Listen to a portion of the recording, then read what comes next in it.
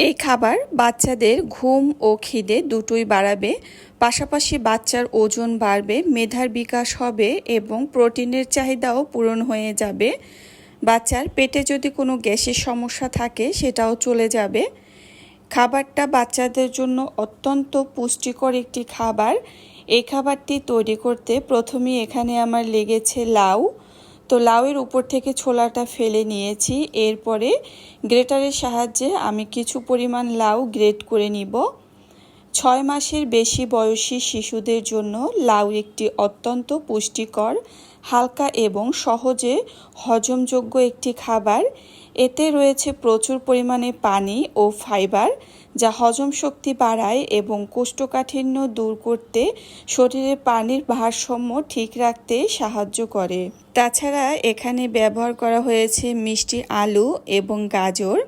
গাজরও বাচ্চার কোষ্ঠকাঠিন্য সমস্যা দূর করে, বাচ্চার চোখের জন্য ভালো, হাড়ের জন্য ভালো এবং দাঁত মজবুত করতে সাহায্য করে। প্রিয় দর্শক, এরপরে এখানে বাচ্চার খাবারে আমি ব্যবহার করেছি একটা মুরগির ডিম। ডিম বাচ্চাদের শারীরিক ও মানসিক বিকাশের জন্য একটি অত্যন্ত সুপারফুড, যাতে রয়েছে প্রচুর পরিমাণে উচ্চমানের প্রোটিন, কোলিন, আয়রন এবং ভিটামিন এ, ডি, বি12 থাকে।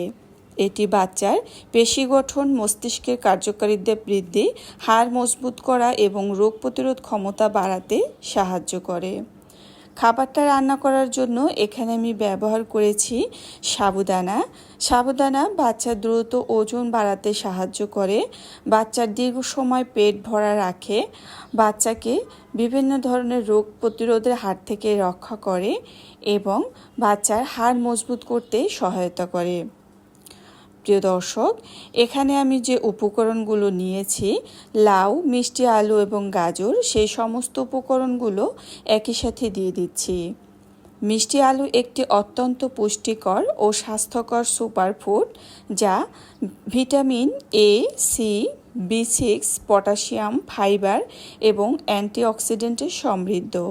এটি দৃষ্টিশক্তি প্রখর করে, রোগ প্রতিরোধ ক্ষমতা বাড়াতে সাহায্য করে, হজম শক্তির উন্নত করে এবং বাচ্চার হার্টের স্বাস্থ্য ভালো রাখতে সহায়তা করে। প্রিয় দর্শক, খাবারটা রান্না করার জন্য এখানে আমি সামান্য পরিমাণ লবণ ব্যবহার করেছি। 1 বছর থেকে বাচ্চার খাবারে লবণ দিবেন, এর আগে বাচ্চার খাবারে লবণ দিবেন না। এই তো রান্নাটা কিন্তু হয়ে আসছে, তবে এখনও কিছু উপকরণ দিতে কিন্তু বাকি রয়ে গিয়েছে। এখানে উপরে একটা ফেনার মতো ভেসে উঠেছে, এটা তুলে ফেলে দিলে বাচ্চার গ্যাসের সমস্যা অনেকটাই কমে যাবে।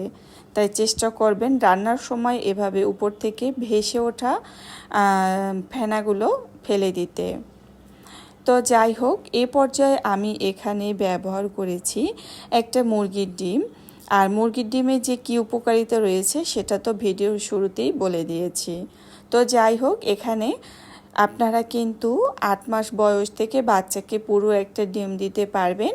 6 মাস বা 7 মাস বয়স থেকে শুধু মুরগির ডিমের কুসুমটুকু ব্যবহার করবেন।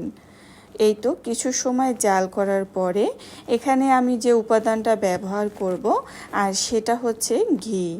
ঘি যেহেতু স্বাস্থ্যকর ফ্যাট, তাছাড়া বাচ্চাদের দৈনন্দিন খাদ্য তালিকায় অল্প পরিমাণেও যদি ঘি যোগ করা হয় সেটা বাচ্চার জন্য অত্যন্ত উপকারী, কারণ এতে থাকা স্বাস্থ্যকর চর্বি ভিটামিন এ, ডি, ই, কে তাদের শারীরিক ও মানসিক বৃদ্ধিতে সহায়তা করে।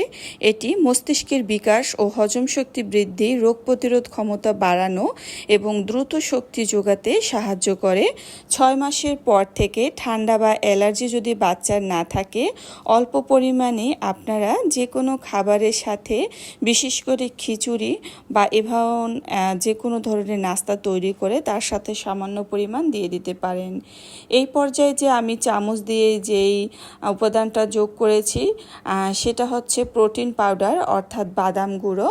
বাদাম গুঁড়ো বাচ্চার স্বাস্থ্যের জন্য ভীষণ উপকারী, যা কিনা বাচ্চার ওজন বাড়ায় এবং বাচ্চার স্মৃতিশক্তির জন্য জাদুর মতো কাজ করে। বাদাম কিন্তু বাচ্চাদের দীর্ঘ সময় পেট ভরা রাখে এবং বাচ্চার বিকাশ বৃদ্ধির জন্য অত্যন্ত উপকারী। প্রিয় দর্শক, বাচ্চার খাদ্য তালিকায় যদি আপনি বাদাম, দুধ, ঘি, ডিম এগুলো যোগ করেন, আপনার বাচ্চা অন্য বাচ্চাদের তুলনায় অনেক বেশি বুদ্ধিমান এবং মেধাবী হবে। এতক্ষণ সাথে থাকার জন্য অসংখ্য ধন্যবাদ।